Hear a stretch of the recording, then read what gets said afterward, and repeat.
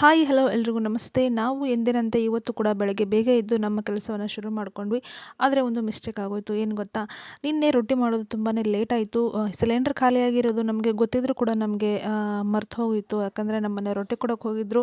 ಅವರು ಕೂಡ ಲೇಟಾಗಿ ಬಂದರು, ಸಿಲಿಂಡರ್ ತುಂಬಿಸ್ಲಿಲ್ಲ. ಹಾಗಾಗಿ ಇವತ್ತು ಬೆಳಗ್ಗೆ ಎದ್ದು ಪರದಾಡೋ ಹಾಗಾಯಿತು.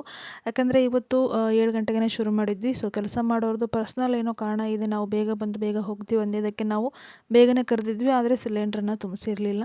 ಸೊ ಈ ಥರ ಆದಾಗ ತುಂಬಾ ಪ್ರಾಬ್ಲಮ್ ಆಗುತ್ತೆ. ಯಾವುದೇ ಒಂದು ಬಿಸ್ನೆಸ್ಸಲ್ಲಿ ನಾವು ಪ್ಲಾನ್ ಮಾಡದೇ ಇದ್ದರೆ ಈ ಥರದ್ದೆಲ್ಲ ಸಮಸ್ಯೆಗಳಾಗುತ್ತೆ. ನಾಳೆ ಏನು ಮಾಡಬೇಕು ಏನು ಮಾಡಬಾರ್ದು ಅಂತ ಇವತ್ತಿನ ದಿನವೇ ನಾವು ಪ್ಲ್ಯಾನ್ ಮಾಡಬೇಕಾಗುತ್ತೆ. ಹಾಗೆ ಒಂದಿನ ರಜೆ ಹಾಕಬೇಕಂದ್ರೂ ತುಂಬಾ ಯೋಚನೆ ಮಾಡಬೇಕಾಗುತ್ತೆ. ಯಾಕಂದರೆ ಒಂದು ದಿನ ನಮಗೆ ಎಷ್ಟೊಂದು ಲಾಸ್ ಆಗುವಂಥ ಚಾನ್ಸ್ ಇರುತ್ತೆ.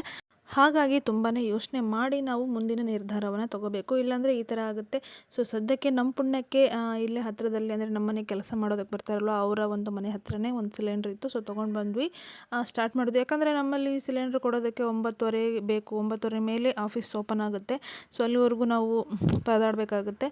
ಹಾಗಾಗಿ ಇವತ್ತು ಈ ಥರ ಶುರುವಾಯಿತು ನಮ್ಮ ದಿನ. ಅದಾದಮೇಲೆ ನಾನು ಟಿಫನ್ ಮಾಡ್ತಾಯಿದ್ದೀನಿ. ಟಿಫನ್ ಮಾಡಿದಾದ್ಮೇಲೆ ಟಿಫನ್ ಮಾಡಿಕೊಂಡು ಮತ್ತೆ ರೊಟ್ಟಿ ತೆಗೆಸ್ಬೇಕು.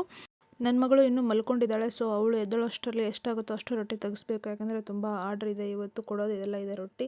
ಜೊತೆಗೆ ಕೆಲಸದವರು ಬೇಗ ಹೋಗ್ತಾರೆ. ಅಷ್ಟರಲ್ಲಿ ಎಷ್ಟಾಗುತ್ತೋ ಅಷ್ಟು ರೊಟ್ಟಿನ ಬೇಗ ಬೇಗ ಮಾಡೋಣ ಅಂಥೇಳಿ ನಾನು ನಮ್ಮ ಮನೆಯವರಿಬ್ಬರು ತೆಗಿತಾ ಇದ್ದೀವಿ. ಜೊತೆಗೆ ರೊಟ್ಟಿನ ಬೇಯಿಸ್ತಾ ಇದ್ದಾರೆ.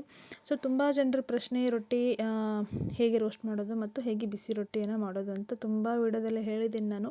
ಅದರಲ್ಲೂ ನಿಮಗೆ ಗೊತ್ತಾಗಲಿಲ್ಲ ಅಂದರೆ ನನ್ನ ಯೂಟ್ಯೂಬ್ ಚಾನಲ್ ಇದೆ, ಅಶ್ವಿನಿ ಸುನಿಲ್ ಯೂಟ್ಯೂಬ್ ಚಾನಲ್ ಅಂತ. ಸೊ ಅಲ್ಲಿ ನಾನು ಡೀಟೇಲಾಗಿ ನಾವು ಹೇಗೆ ಶುರು ಮಾಡಿದ್ವಿ, ಹೇಗೆ ಎಲ್ಲ ಮಾಡಿದ್ವಿ, ಜೊತೆಗೆ ಹೇಗೆ ಬಿಸಿ ರೊಟ್ಟಿ ಆಗಿರ್ಬೋದು, ಕಡಕ್ ರೊಟ್ಟಿ ಮಾಡಿದ್ವಿ ಅಂತ ಹೇಳಿದ್ದೀನಿ.